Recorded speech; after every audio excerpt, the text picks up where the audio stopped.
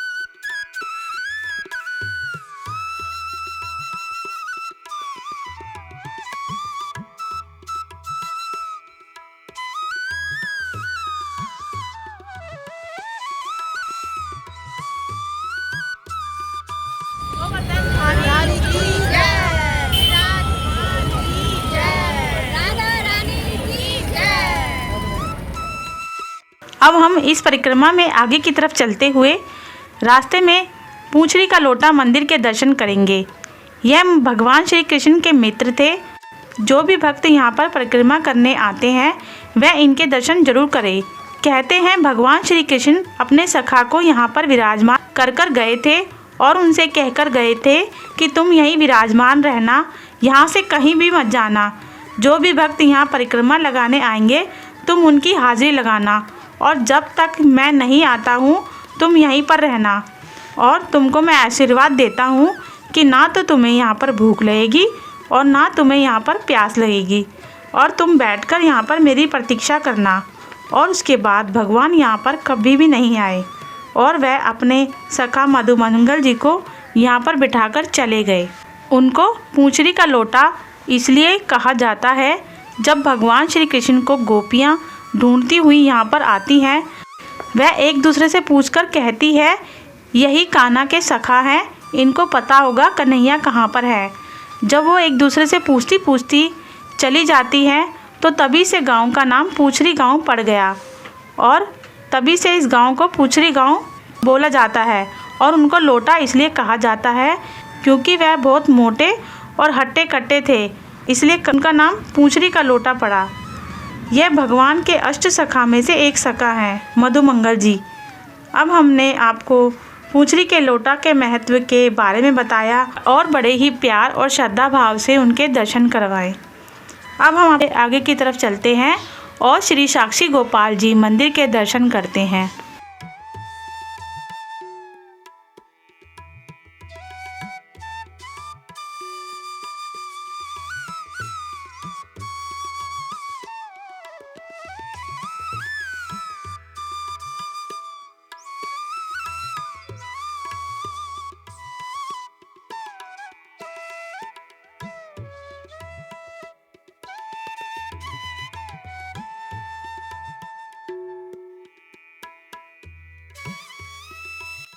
तो चलिए दोस्तों, श्री साक्षी गोपाल जी के दर्शन करने के बाद अब हम आगे की तरफ चलते हैं, जतिपुरा मंदिर की ओर चलते हैं।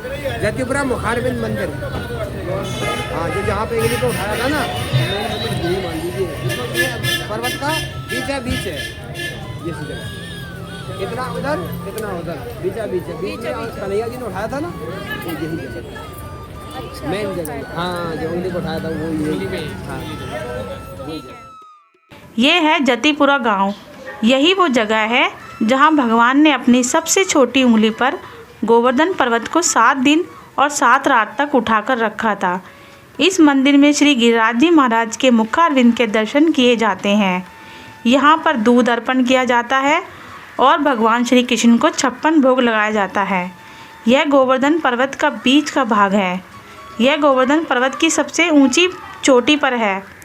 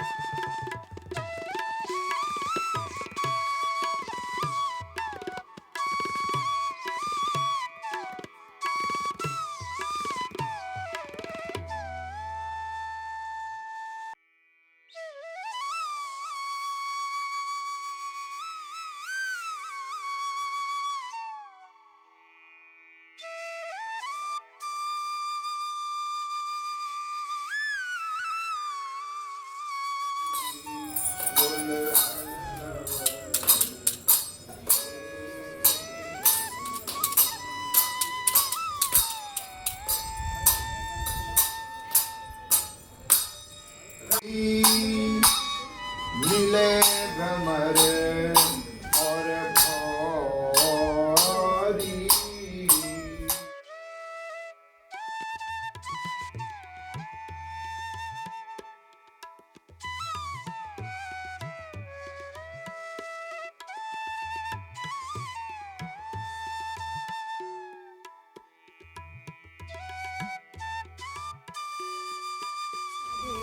राधे राधे। गोवर्धन महाराज की जय।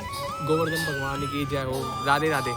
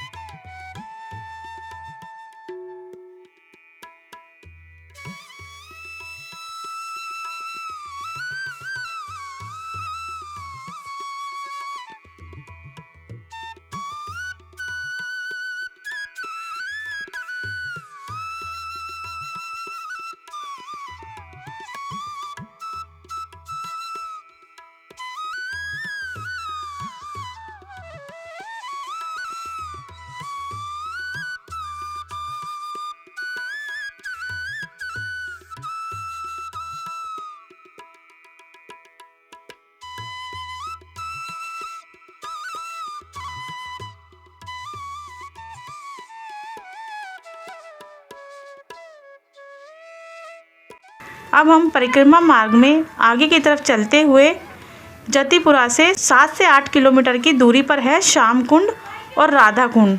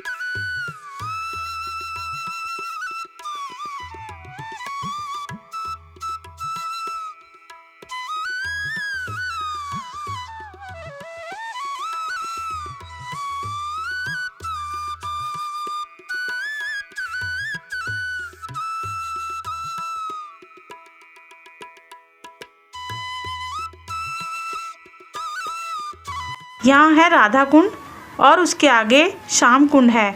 कहते हैं श्याम कुंड में स्नान करने से आपको सभी तीर्थों का फल प्राप्त होता है।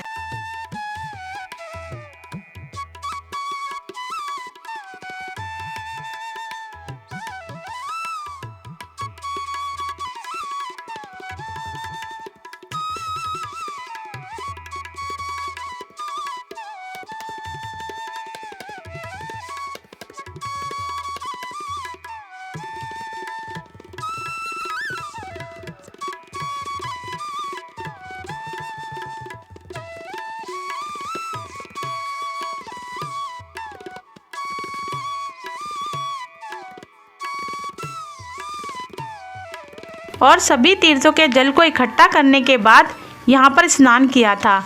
इसी तरह आप श्री श्याम कुंड, श्री राधा कुंड में स्नान कर सकते हो और स्नान करके सभी तीर्थों का पुण्य फल आप प्राप्त कर सकते हो। श्री राधा जी श्री श्याम कुंड के दर्शन करने के बाद अब हम आ गए हैं कुसुम सरोवर। ये है बड़ा ही प्यारा और प्राचीन आध्यात्मिक स्थान है। यह स्थान पर श्री कृष्ण और राधा जी यहाँ आया करते थे और भगवान श्री कृष्ण कुसुम सरोवर में श्री राधा रानी जी का श्रृंगार किया करते थे। अभी कुसुम सरोवर के गेट बंद कर दिए गए हैं कुछ विवाद के चलते हुए। वहाँ पर जाने की अनुमति अभी किसी को भी नहीं है। हम आपको दर्शन बाहर से ही करवा रहे हैं। जैसा कि आप देख सकते हो कुसुम सरोवर में बहुत ही सुंदर प्यारा सा ये मंदिर बना हुआ है और बहुत ही प्राचीन मंदिर है। ये बहुत ही सुंदर और कितनी रंग बिरंगी यहाँ पे लाइटिंग की गई है और कितना सुंदर मंदिर है ये।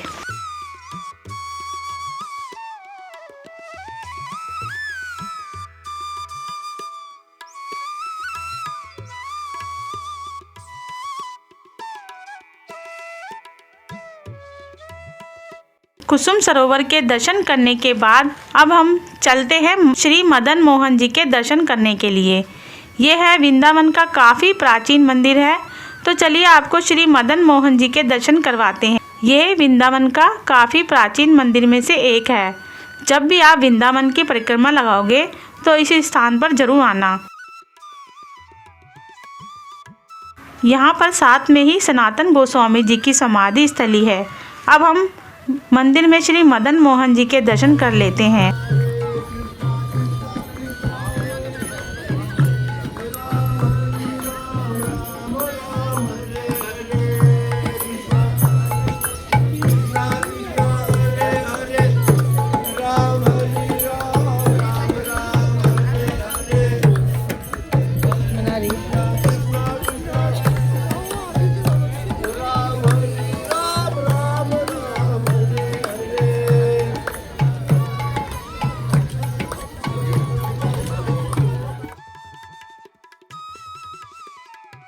मंदिर ऊंचे टीले पर स्थित है, जिसको द्वादश टीला भी बोला जाता है।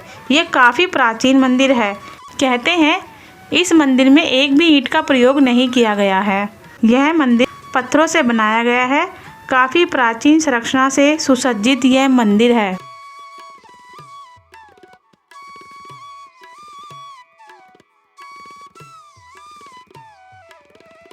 औरंगजेब के शासन के समय यह मंदिर को कई बार तोड़ने की कोशिश की गई थी। उसके बाद मदन मोहन जी की जो प्रतिमा थी उसे यहाँ से स्थानांतरित करके राजस्थान के करौली गांव में स्थापित कर दिया गया था। आज के समय में मदन मोहन जी के रूप की पूजा की जाती है। वृंदावन में काफ़ी सारे मंदिर हैं। यहाँ पर औरंगजेब ने आक्रमण करके मंदिर को क्षतिग्रस्त किया। तो ये थे हमारे मदन मोहन जी। अब हमने बड़े ही प्यार और श्रद्धा भाव से मदन मोहन जी के दर्शन कर लिए हैं। अब हम अपनी यात्रा को आगे की ओर लेकर चलते हैं। हमारे साथ दोस्तों ऐसे ही बने रहना। परिक्रमा के दौरान अब हम आ गए हैं चीर घाट। श्री यमुना महारानी जी का यह वह स्थान है जहाँ यमुना जी में स्नान कर रही गोपियों के वस्त्र चुराकर भगवान श्री कृष्ण पेड़ पर बैठ गए थे। इस स्थान की लीला इस प्रकार है। जब गोपियाँ निर्वस्त्र होकर यमुना जी में स्नान कर रही थी तो श्री कृष्ण भगवान ने उनको सबक सिखाने के लिए उनके वस्त्र चुराकर कदम के वृक्ष पर बैठ गए थे। जब गोपियों ने क्षमा याचना की तब उन्होंने उनके वस्त्र वापस लौटा दिए। तभी से श्री यमुना जी में निर्वस्त्र होकर नहीं नहाया जाता है। इसके बाद अब हम आ गए हैं श्रृंगार घाट। रास्ते में कालियादेह घाट भी है। उसके बाद अब हम आ गए हैं केसी घाट। केसी घाट में श्री यमुना महारानी जी का दर्शन कर सकते हैं। यहाँ पर यमुना महारानी जी के दर्शन करने के बाद वोटिंग का आनंद भी ले सकते हो। 100 से लेकर 200 रुपये तक का वोटिंग का आपको किराया देना पड़ेगा। अगर आप यमुना जी के तट के दर्शन करोगे तो वृंदावन में बहुत ही प्यारा सा घाट है और आप यहाँ पर स्नान भी कर सकते हो। श्री कृष्ण भगवान ने केसी राक्षस का वध इसी स्थान पर किया था। तभी से इस घाट को केसी घाट कहा जाता है।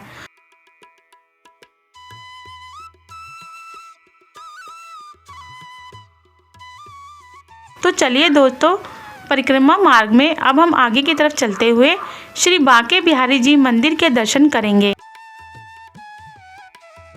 ये है हमारे प्यारे श्री बांके बिहारी जी। बड़े ही प्यारे और कितने सुंदर हैं ये श्री बांके बिहारी जी। आप देख सकते हो, आप भी इनके दर्शन कर लीजिए। हम वीडियो के माध्यम से आपको दर्शन करवा रहे हैं, आप भी इनके दर्शन कर लीजिए श्री बांके बिहारी जी के।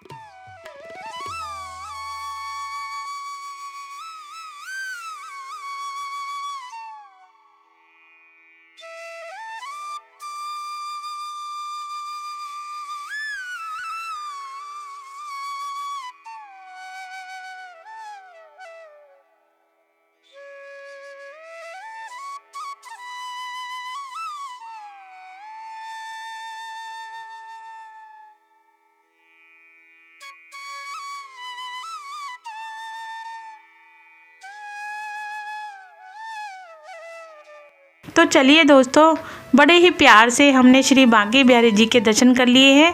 अब हम आ गए हैं निधि वन में। अब आप देख सकते हो ये निधि वन है। काफ़ी पुराना ये वन कहलाया जाता है। ये वही स्थान है जहाँ भगवान श्री कृष्ण अपनी गोपियों के साथ रासलीला किया करते थे।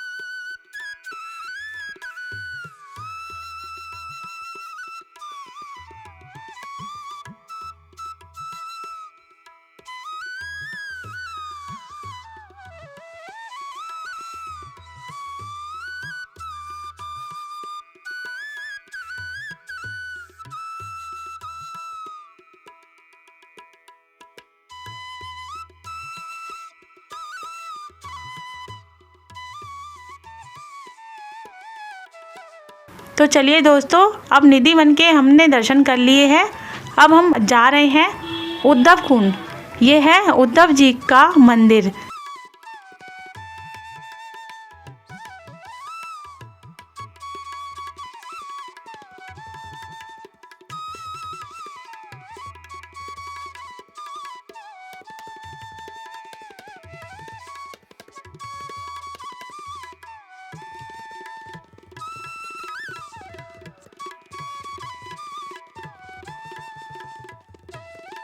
ये है श्री उद्धव जी का कुंड और ये है श्री उद्धव जी महाराज का मंदिर।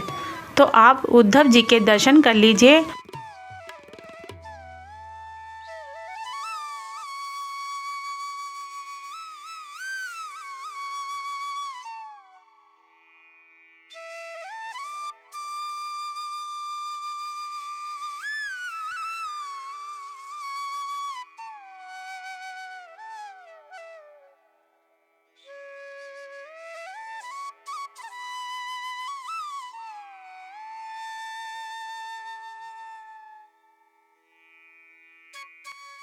उद्धव कुंड के दर्शन करने के बाद अब हम आ गए हैं मानसी गंगा। ये है मानसी गंगा। यहाँ पर आप मानसी गंगा में दर्शन कर सकते हो।